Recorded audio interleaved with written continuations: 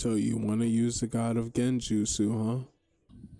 Are you messing with the god of Genjutsu? Please, I can't. Hold on, bro.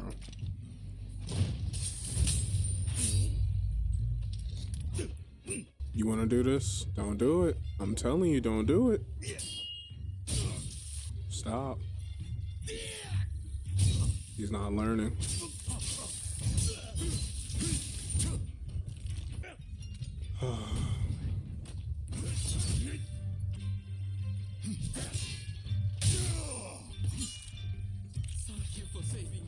Okay, so one more thing before I go ahead and drop you guys the build for this video.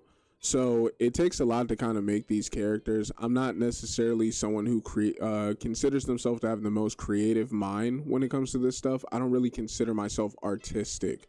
So when I kind of look at some of these things, I'm like, hey, it does give me really good feedback if you guys are liking, commenting, and subscribing, because it lets me know if you like this or not.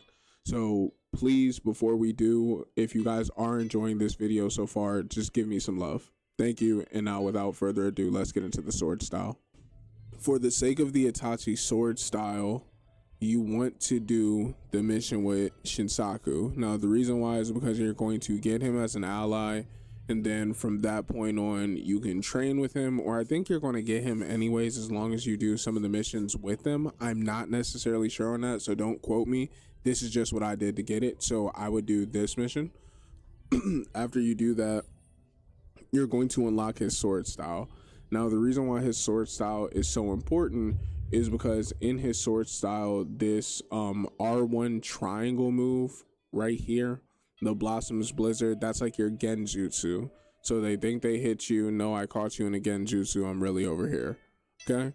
So this is going to be your main go-to for the Itachi. Now, as you guys see here, with the Geki Ryu, use the Shadow Double, which is your Shadow Clone Jutsu move. Now, when you guys master the move, or when you master the stance, you can apply a move from a different one to that stance. So as you can see, I can use different ones from different stances if I choose to, but the Shadow Clone one is the best one. So if you're trying to do the Itachi, I would probably go like that, and when you master it, put the Shadow Clone.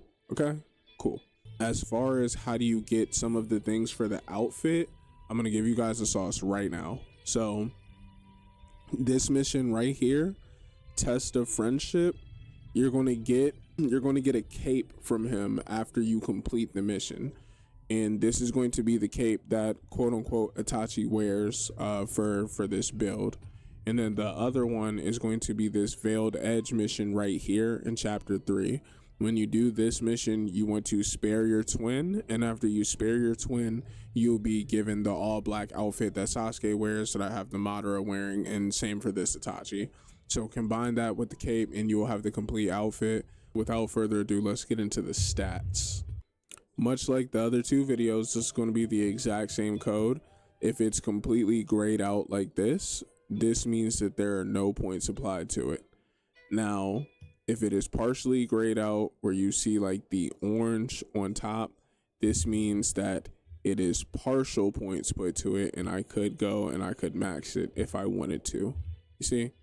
Now, if it is all the way colored through, that means it is maxed out. Even if I'm pressing the X button, nothing's going to happen. I can't really add anything more to it. So this is your code. Now, what you guys are going to do is just go ahead and pause the video if you guys want to, and you'll be able to see the full build. Okay, cool. So as far as it goes for my strength and my dexterity, these are what I use for multipliers and damage. I use it to increase key damage, to increase how much damage I'm doing for critical attacks, things of that nature, etc. But also with the dexterity, I will say there are some special skills too, where it like allows you to assassinate multiple people, or maybe like allows you to run up and assassinate them when they're not really noticing. So I would definitely check out some of the ones on dexterity in more detail, but this is my complete chart for dexterity. As far as it goes for charm, and I would say as well as intelligence, these are more like intangibles, if you will. So like for these, it's like this one's a good one, the amount of key recover from the blade flash, yeah. But then like for ones like this, an ally to follow up my critical hit, I don't really care about that. Detected beast having a harder time finding me. I don't really care about that. I'm gonna kill him anyways. It doesn't really matter. Like, but like this one, this is like an intangible. Like the ability to lie, it doesn't really change much in the game for me, but sure, I'll use it. Same thing with like the intelligence. There's like another one, but like this is a good one where it allows you to use a handgun while dodging. But honestly, with some of the sword styles that you can use, you can automatically throw a shuriken when you dodge instead of just having to waste a bullet. So more intangibles, being able to craft pills, etc. So this is intellect. Now after you beat the main story, you're going to unlock breakthrough, where this is ones that I'm still working on now. These are the two that I'm working on for multipliers. Like I said, damage multipliers, it's going to take you a long way in this game. This is kind of how Team Ninja and RPGs work in general. But increasing my primary attack bonus in relation to my strength stat, and then one increasing in relation to my dexterity. Now, when you look at this increases my key damage. This one's going to increase my defense, my maximum health, etc.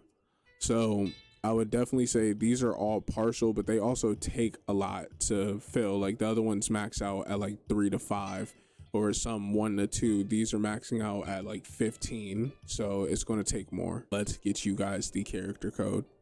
All right, guys. So without further ado, this is the Itachi code.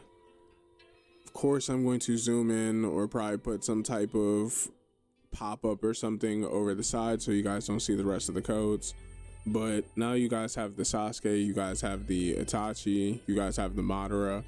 I still do believe I don't want to do the Tanjiro. That one I'm a little iffy about. It doesn't really look as good. I do have Zoro, I do have Sakura. There still is Obito as well, so don't really forget about Obito. But in the future, I'll probably do like some other ones, maybe like a Rock Lee or something of that sort. We'll probably branch out a little bit. But if you guys did enjoy, feel free to like, comment, subscribe. Please show me love. I appreciate it, and I will catch you guys next time.